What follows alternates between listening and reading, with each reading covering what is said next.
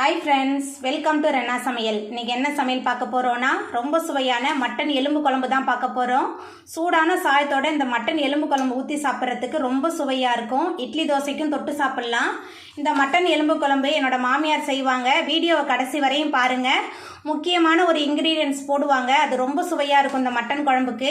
வீடியோவை கடைசி வரைக்கும் ஸ்கிப் பண்ணாமல் பார்க்கும்போது நீங்களும் இதே முறையில் செய்வீங்க. ரொம்ப அசத்தலாக இருக்கும். அந்த சுவையான மட்டன் எலும்பு குழம்பு என்னோடய மாமியார் ஸ்டைலில் ரொம்ப சுவையாகவும் எளிமையாகவும் எப்படி செய்கிறதுன்னு வாங்க பார்த்துடலாம்.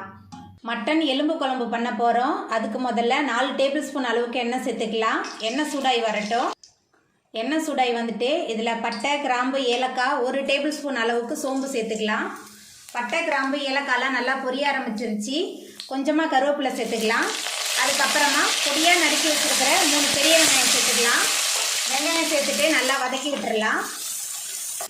பெரிய வெங்காயத்துக்கு பதிலாக சின்ன வெங்காயம் போட்டு சேர்த்து செஞ்சாலும் மட்டன் எலும்பு குழம்பு நல்ல சுவையாக இருக்கும். ஆனால் சின்ன வெங்காயம் சேர்க்கும் போது நல்லா முழுசாக போடணும்.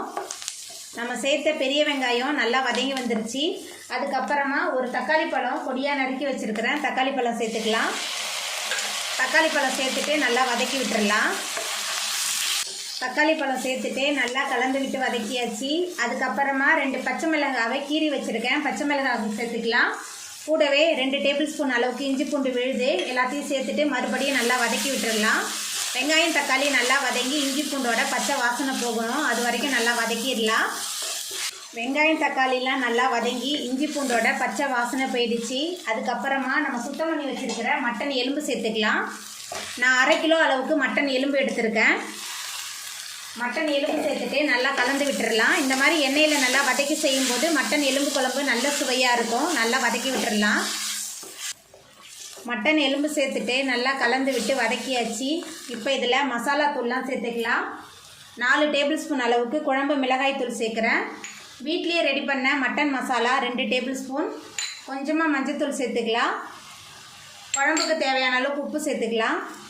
சேர்த்துட்டு கலந்து விட்டு நல்லா வதக்கலாம்.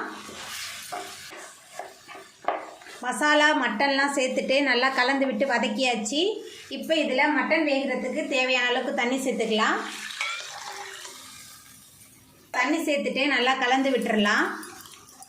தண்ணி சேர்த்துட்டு நல்லா கலந்து விட்டாச்சு. இப்போ ஒரு மூடி போட்டுடலாம். மட்டன் நல்லா வெந்து வரட்டும்.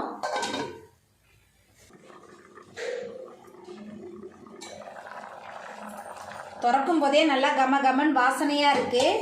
இப்போ இதில் சின்ன லெமன் சைஸ் புளியை தண்ணியில் ஊற வச்சு கரைச்சி வச்சுருந்தேன். புளி தண்ணி சேர்த்துக்கலாம். புளி தண்ணி சேர்க்கும்போது மட்டன் எலும்பு குழம்பு நல்ல சுவையாக இருக்கும். அதுக்கப்புறமா மிக்சி ஜாரில் சேர்த்து அரைச்ச தேங்காய் விழுது சேர்த்துடலாம். 1/4 மூடி தேங்காய், அது கூட 1 டேபிள் ஸ்பூன் அளவுக்கு சோம்பு சேர்த்துருக்கேன். தேங்காய் விழுது சேர்த்துக்கலாம். கூடவே கொஞ்சமாக மல்லித்தலை சேர்த்துக்கலாம். சேர்த்துட்டு நல்லா கலந்து விட்டுடலாம். தேங்காய் விழுது, புளித்தண்ணி, கொத்தமல்லி தலையெல்லாம் சேர்த்தாச்சு. எல்லாமே சேர்ந்து நல்லா கொதிச்சு வரட்டும். புளித்தண்ணிலாம் சேர்த்துருக்கனால இந்த மட்டன் எலும்பு குழம்பு ரொம்ப சுவையாக இருக்கும். ஒரு முறை புளித்தண்ணி ஊற்றி நீங்கள் செஞ்சு பாருங்கள். மட்டனோட லெவலே வேறு லெவலாக இருக்கும். தேங்காய் சேர்த்து நம்மளோட மட்டன் எலும்பு குழம்பு நல்லா கொதிச்சு வந்துருச்சு. ரொம்ப சுவையாக இருக்கும் இந்த மட்டன் எலும்பு குழம்பு. இது என்னோட மாமியார் செய்வாங்க. ரொம்ப சூப்பராக இருக்கும். இப்போ நம்ம அடுப்பு ஆஃப் பண்ணிடலாம். அவ்வளோதாங்க, ரொம்ப சுவையான மணமான மட்டன் எலும்பு குழம்பு சூப்பராக ரெடி ஆகிட்டு. இந்த சுவையான மட்டன் எலும்பு குழம்பை நீங்களும் உங்கள் வீட்டில் செஞ்சு பாருங்கள். இந்த வீடியோ உங்களுக்கு பிடிச்சிருந்தா லைக் பண்ணுங்கள், ஷேர் பண்ணுங்கள், கமெண்ட் பண்ணுங்கள், சப்ஸ்கிரைப் பண்ணுங்கள். அப்படியே பக்கத்தில் உள்ள பெல் பட்டனையும் கிளிக் பண்ணிடுங்க. நன்றி.